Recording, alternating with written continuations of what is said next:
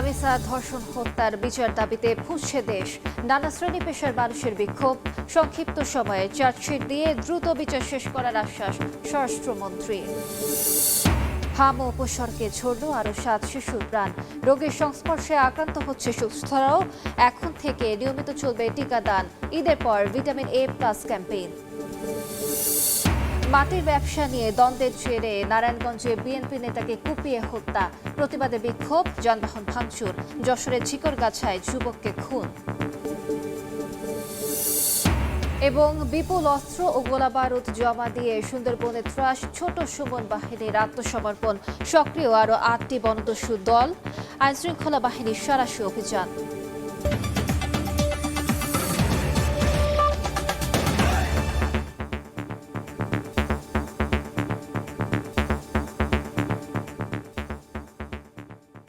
জনপদের সময়ের সঙ্গে আছি আমি আলিশা ইসলাম।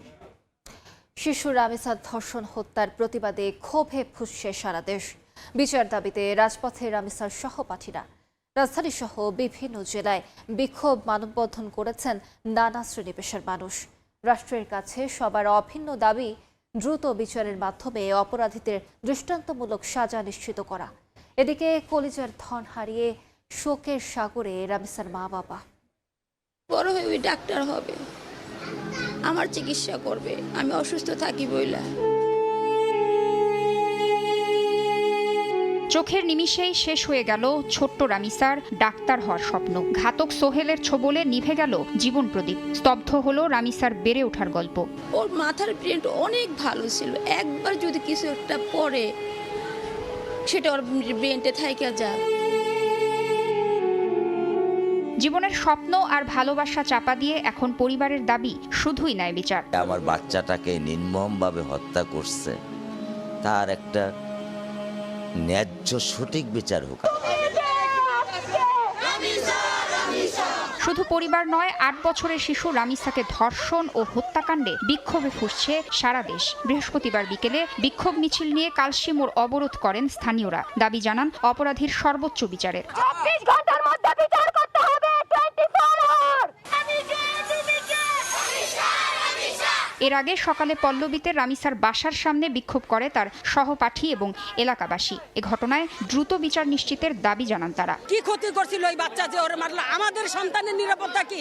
এত বড় নৃশংস ঘটনা যেন বাংলাদেশে আর না হয়। 1 বছর হয়ে গেল আসিয়ার হত্যাকারীদের এখনো বিচার হয়নি, তাহলে রামিসা হত্যাকারীর বিচার হবে এটা বাংলাদেশের মানুষ কিভাবে বিশ্বাস করবে? এদিকে হত্যাকারীদের দ্রুত বিচার ও সর্বোচ্চ সাজার দাবিতে বিক্ষোভ মিছিল ও মানববন্ধন করেছে জামায়াতে ইসলামী ঢাকা মহানগর উত্তরের মহিলা শাখা। ঢাকার বাইরেও রামিসা হত্যাকাণ্ডের বিচার চেয়ে মানববন্ধন ও সমাবেশ করেন সর্বস্তরের মানুষ। শিশুদের নিরাপত্তা নিশ্চিতে সরকার ও আইনশৃঙ্খলা বাহিনীকে আরও কঠোর ভূমিকা পালনের আহ্বান জানানো হয়।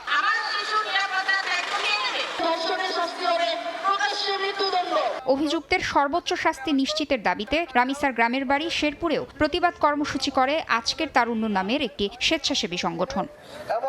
তাসনিয়া নিশাত, মিম, সময় সংবাদ, ঢাকা। সংক্ষিপ্ত সময়ের মধ্যে শিশু রামিসাকে ধর্ষণ হত্যার তদন্ত শেষে চার্জশিট দাখিল করা হবে বলে জানিয়েছেন স্বরাষ্ট্রমন্ত্রী। দ্রুত দৃষ্টান্তমূলক বিচারের ব্যবস্থা করার আশ্বাস দেন তিনি। আগামী 1 সপ্তাহের মধ্যে তদন্ত প্রতিবেদন জমা দিতে ডিএমপি কমিশনারকে নির্দেশ দিয়েছেন আইনমন্ত্রী। বলেন, রাজনৈতিক বিবেচনায় কোনো ধর্ষণ মামলা প্রত্যাহার হবে না। দেশজুড়ে আলোচনার কেন্দ্রবিন্দুতে পরিণত হয়েছে 7 বছরের শিশু রামিসাকে ধর্ষণের পর নৃশংসভাবে হত্যার ঘটনা। এ বিষয়ে বৃহস্পতিবার বিকেলে সচিবালয়ে গণমাধ্যমের মুখোমুখি হন স্বরাষ্ট্রমন্ত্রী। প্রেস ব্রিফিং করেছেন। দ্রুত সময়ের মধ্যে তদন্ত শেষে পুলিশ আদালতে চার্জশিট দাখিল করবে বলে জানান মন্ত্রী।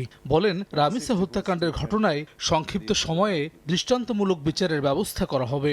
আমরা এইটুকু এসিউরেন্স দিতে পারি, আমাদের পক্ষ থেকে সংক্ষিপ্ত সময়ের ভিতরে সুষ্ঠু তদন্ত করে চার্জশিট দাখিল করা হবে। বিচারের দায়িত্ব আদালতের। সম্ভাব্য সংক্ষিপ্ত সময়ের ভিতরে একটা দৃষ্টান্তমূলক বিচার সম্পন্ন হবে। শিশু রামিসাকে ধর্ষণ ও হত্যায় 1 সপ্তাহের মধ্যে তদন্ত প্রতিবেদন জমা দিতে ডিএমপি কমিশনারকে নির্দেশ দিয়েছেন আইনমন্ত্রী। প্রসিকিউশন টিম দ্রুত বিচার নিশ্চিতে কাজ করবে বলেও জানান তিনি। আমাদের পক্ষ থেকে এই বিচার প্রক্রিয়াটাকে সামনের দিকে দ্রুত সম্পন্ন করার জন্য যা কিছু করা সম্ভব আমরা সবটুকুই করব।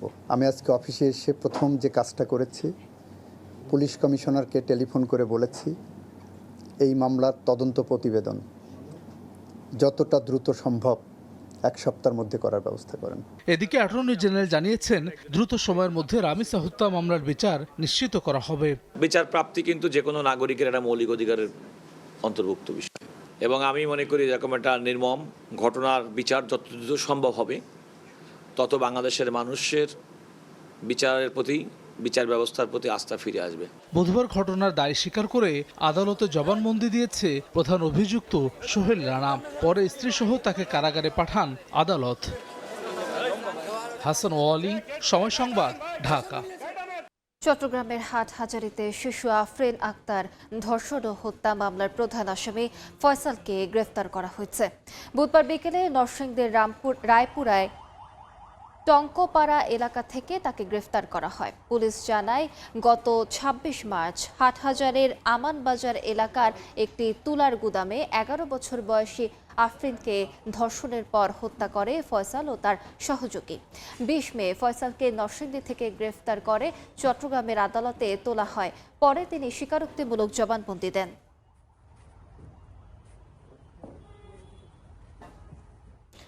হামা উপসর্গে প্রাণ গেল আরও ৭ শিশুর। হাসপাতালে ভর্তি ১,৬৩১ জন। হামা আক্রান্ত রোগীর সংস্পর্শে এসে নতুন করে সংক্রমিত হচ্ছে অনেকে। সচেতনতার অভাবে বাড়ছে উচ্চ ঝুঁকির সংখ্যা। হাসপাতালেও একাধিক মানুষ অবস্থান করায় বেগ পেতে হচ্ছে সেবাদানে। তাই অহেতুক ভিড় না করার পরামর্শ চিকিৎসকদের। সপ্তাহ আগে হামে আক্রান্ত হয়ে হাসপাতালে ভর্তি ছিল ছোট্ট নুসরাতের ভাই। সেখান থেকে সংক্রমক ছড়ায় তার শরীরে। জ্বর, শ্বাসকষ্ট, র্যাশ নিয়ে এখন নিজেই কাতরাচ্ছে হাসপাতালের বিছানায়। বড় ছেলে রয়েছিল, বড় ছেলেরে 12 করে নিয়েছি, 3 চালায় আসছিলাম। এই 1 সপ্তাহ পরে আবার মেয়ের ধরছে। হাম সংক্রমিত রোগ হলেও বেখেয়ালি অনেকেই। সচেতনতার অভাবে পরিবারের একজন আক্রান্ত হলে তার সংস্পর্শে এসে আক্রান্ত হচ্ছে অন্য সদস্যরাও। খাইতে পারে বুকের দুধ, মানে কম খাইতে পারে, বুকের দুধ তেমন খাইতে পারে না, আর অন্য কিছু খাওয়াই না। নিউমোনিয়ার থেকে হাম হয়ে গেছে। মিটফুটে 6 দিন ভর্তি ছিলাম, ওইখান থেকে পরে আবার নিয়ে গেছি হামের জন্য, রাখে নাই, এই হসপিটালে পাঠিয়ে দিছে। তো আজকে 5 দিন ধরে এই হসপিটাল। এছাড়া হাসপাতালে রোগীর বিছানায় একাধিক মানুষ অবস্থান করায় শিশুর সুস্থতায় সময় বেশি লাগছে বলেও জানান চিকিৎসকরা। রোগীর বিছানায় কিন্তু বেডের রোগী, বেডশিটের রোগীর লোক থাকারই কথা, শুধু রোগী থাকবে সেখানে। রোগীর সাথে রোগীর যত রকমের পরিবারের যত রকমের আত্মীয় স্বজন যারা আছে সবাই ওই বেডের মধ্যেই বসে থাকে। ওই পা যে বাইরে পাড়াচ্ছে সেটা দিয়েই বসে আছে, দেখবেন ওটা নিয়েই বসে আছে, ওখানেই তারা খাওয়া দাওয়া করছে। এই খাওয়া দাওয়া করে বেডশিটের মধ্যে এতগুলি মানুষ যদি বসে থাকে তাহলে কি ওই বেডশিট সম্ভব পরিষ্কার রাখা? ভয়ঙ্কর রকমের নোংরা হয়ে যাচ্ছে। সংক্রমণের উচ্চ ঝুঁকি এড়াতে রোগীর পাশে ভিড় না করার আহ্বান সংশ্লিষ্টদের। আয়েশা সিদ্দিক, সামিয়া, সময় সংবাদ, ঢাকা। দেখছেন সুন্দরবনে গভীর অরণ্যের অন্ধকার জগৎ ছেড়ে আবারও আলোর পথে কুখ্যাত বনদস্যু ছোট সুমন বাহিনী। অস্ত্র ও গোলাবারুদ প্রশাসনের হাতে জমা দিয়ে আত্মসমর্পণ করেন বাহিনীর প্রধান সুমন সহ 7 সদস্য। 2018 সালে তৎকালীন সরকারের উদ্যোগে সুন্দরবনকে দস্যুমুক্ত ঘোষণার প্রক্রিয়ায় ছোট সুমন একবার অস্ত্র ও গোলাবারুদ জমা দিয়ে আত্মসমর্পণ করেছিলেন। কিন্তু 2024 সালের 5 আগস্টের পর দেশের আইন শৃঙ্খলা পরিস্থিতির সাময়িক অস্থিরতার সুযোগ নিয়ে সে আবারও সুন্দরবনের গহীনে নতুন করে দস্যুবৃত্তি শুরু করে। সুন্দরবনে বর্তমানে 8 থেকে 9টি সক্রিয় বনদস্যু বাহিনী সাধারণ জেলে বোয়ালি ও মোয়ালদের ওপর ত্রাস সৃষ্টি করে অপহরণ ও মুক্তিপণ আদায় করছে। তবে বর্তমানে সরকারের কঠোর পদক্ষেপে আইনশৃঙ্খলা বাহিনীর সারসী অভিযানের মুখে কোণঠাসা হয়ে আবারও আত্মসমর্পণের পথ বেছে নিতে বাধ্য হয় ছোট সুমন বাহিনী। বৃহস্পতিবার দুপুরে কোস্টগার্ড পশ্চিম জোনে বাহিনীর প্রধান ছোট সুমন সহ 7 জন সদস্য অস্ত্র ও গোলাবারুদ জমা দিয়ে আত্মসমর্পণ করেন। স্বাভাবিক জীবনে আসবেন। আপনাদের স্বাভাবিক জীবনে আসার জন্য যেহেতু আপনারা স্বেচ্ছায় এসেছেন, আশা করি আপনাদেরকে যতটুকু সাহায্য সহযোগিতা প্রয়োজন হবে বিভিন্ন বাহিনীর পক্ষ থেকে হোক বা আপনাদের এলাকার যারা স্থানীয় প্রতিনিধি থাকবেন, আমার ধারণা আপনারা সেই সহযোগিতাগুলো সবসময় পাবেন। 2018 সালের 1 নভেম্বর সুন্দরবনের 32টি বাহিনীর 328 জন জলদস্যু বিপুল পরিমাণ অস্ত্র ও গোলাবারুদ সহ আত্মসমর্পণ করেছিলেন। সময় সংবাদ, মোংলা। জনপদের সময় আরো থাকছে। ইতালি পাঠানোর কথা বলে 8 যুবককে লিবিয়ায় আটকে নির্যাতন, কয়েক কোটি টাকা হাতে নেয়ার অভিযোগ। মাদারীপুরে মানব পাচার চক্রের হোতা ইউসুফ কারাগারে। নিয়ে দ্বন্দ্বের জেরে নারায়ণগঞ্জের ২৫০০-এ ইউনিয়ন বিএনপির এক নেতাকে কুপিয়ে হত্যা করা হয়েছে। হত্যাকাণ্ডের প্রতিবাদে বিক্ষোভ ও যানবাহন ভাঙচুর করে স্থানীয়রা। এ ঘটনায় 4 জনকে আটক করেছে পুলিশ। মাটি কাটার ব্যবসা কেন্দ্র করে দ্বন্দ্বের জেরে উত্তপ্ত পুরো এলাকা, সড়কে মোটরসাইকেল জ্বালিয়ে বিক্ষোভ। নারায়ণগঞ্জের ২৫০০-এ চক এলাকায় বুধবার রাতে একদল দুর্বৃত্ত হামলা চালায় ওসমান গনির উপর। এ সময় ছুরির এলোপাতাড়ি আঘাতে গুরুতর আহত হন তিনি। পরে ঢাকা মেডিকেলে নেওয়া হলে তাকে মৃত ঘোষণা করেন চিকিৎসক। মাটি কাটার ব্যবসায় জড়িত নিহত ওসমান গনি ইউনিয়ন বিএনপির সাধারণ সম্পাদক ছিলেন। সকালে তার মৃত্যুর খবরে উত্তেজনা ছড়ায় পুরো এলাকায়। স্থানীয় নেতাকর্মীরা ২৫০০ গাউসিয়া সড়ক অবরোধ করে বিক্ষোভ করেন। এ সময় কয়েকটি যানবাহন ভাঙচুর করা হয়। পরে পরিস্থিতি নিয়ন্ত্রণে আনে পুলিশ। পরিকল্পিতভাবেই এই হত্যাকাণ্ড, অভিযোগ নেতাকর্মীদের। মেশিন বাইর করতে আর মাইরালাম, আমি বলছি আমার কাছে মানি ব্যাগের মোবাইলটা আছে, আমাকে চেক করে দেখতে পারেন, আমার কাছে কিছু নাই, আমি অসুস্থ মানুষ। আমরা জেনুইন ভাবে টিউনের শৈলিয়া সবার প্রমাণ হলে আমরা মাটি কাটতেছি, আমরা অবৈধ মাটি খাই না, আমরা একটা মাটি কাটা নিয়ে ঘটনা। তারপরও আমরা যেহেতু মামলা হলে তদন্ত করছি, ঘটনার সন্দেহে 4 জনকে আটক করেছি, জিজ্ঞাসাবাদ চলছে এবং মামলা তদন্ত চলছে। এদিকে যশোরের ঝিকরগাছায় কীর্তিপুরে মিম নামে এক যুবকের রক্তাক্ত লাশ উদ্ধার করে পুলিশ। মাথায় আঘাত করে তাকে হত্যা করা হয়েছে। তানজিনা তাসনিম, সময় সংবাদ।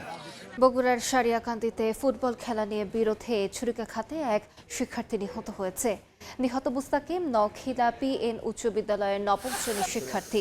পুলিশ জানায়, কয়েকদিন তার সঙ্গে আরেক স্কুলের 10ম শ্রেণীর ছাত্র শাহাদাত হোসেনের বাকবিতণ্ডা হয়। দুপুরে মুস্তাকিমকে একা পেয়ে হামলা চালায় শাহাদাত ও তার বাবা। গুরুতর আহত অবস্থায় তাকে হাসপাতালে নিলে চিকিৎসক মৃত ঘোষণা করেন। দেখছেন জনপদের সময়। রংপুরে পুকুরে ডুবে 2 কিশোরের মৃত্যু হয়েছে। দুপুরে পীরগঞ্জের কাঁঠালপাড়া গ্রামের একটি পুকুরে গোসল করতে যায় 4 বন্ধু। এক পর্যায়ে তামিম ও সাদমান পানিতে তলিয়ে যায়। অপর 2 জন চিৎকার করতে জড়ো হন স্থানীয়রা। এক পর্যায়ে তাদের উদ্ধার করে উপজেলা স্বাস্থ্য কমপ্লেক্সে নিয়ে গেলে চিকিৎসক মৃত ঘোষণা করেন। নিহতরা সম্পর্কে তারা চাচাতো ভাই। তাদের মৃত্যুতে পরিবার ও এলাকায় শোকের ছায়া নেমে এসেছে। মাদারীপুরে গ্রেফতার মানব পাচারের গডফাদার ইউসুফ খান জাহিদকে কারাগারে পাঠিয়েছেন আদালত। এর আগে রাজধানীর মতিঝিলের একটি আবাসিক হোটেল থেকে ইয়াবাসহ তাকে গ্রেফতার করে পুলিশ। দুপুরে তাকে তোলা হয় মাদারীপুরের আদালতে। ইতালি পাঠানোর কথা বলে 8 যুবককে লিবিয়ায় আটকে রেখে নির্যাতন করে কয়েক কোটি টাকা হাতিয়ে নেয়ার অভিযোগ ইউসুফের বিরুদ্ধে। গত 42 দিন ধরে কোনো খোঁজই মিলছে না ওই 8 যুবকের। দেখছেন জনপদের সময়। সিলেটের বিভিন্ন সীমান্তে অভিযান চালিয়ে প্রায় 72 লাখ টাকার ভারতীয় মালামাল জব্দ করেছে বিজিবি। গোপন সংবাদের ভিত্তিতে বাংলা বাজার, সোনারহাট, বিছানাকান্দি, তামাবিল, প্রতাপপুর, সংগ্রাম, দমদমিয়া এবং পান্থমাই বিওপি এলাকায় আলাদা অভিযান চালায় বিজিবি। অভিযানে বিপুল ভারতীয় শাড়ি, কাশ্মীরি শাল, মোবাইল ডিসপ্লে, বিড়ি, কম্বল, চিনি, চা পাতা ও সাবান সহ বিভিন্ন মালামাল জব্দ করা হয়। এছাড়া বাংলাদেশ থেকে পাচারের সময় শিং মাছও জব্দ করা হয়। জনপদের সময় শীর্ষ সংবাদগুলো জানিয়ে দিচ্ছি আরেকবার।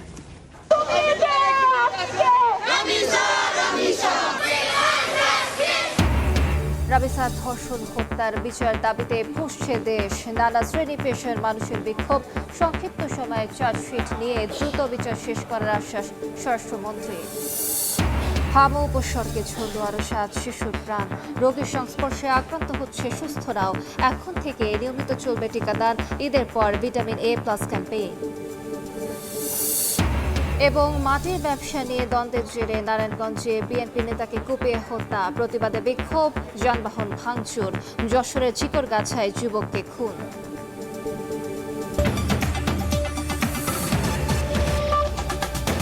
এ ছিল জনপদের সময়। এরপর রাতের সময় নিয়ে আসছি কিছুক্ষণ পর। সঙ্গে থাকুন সময়।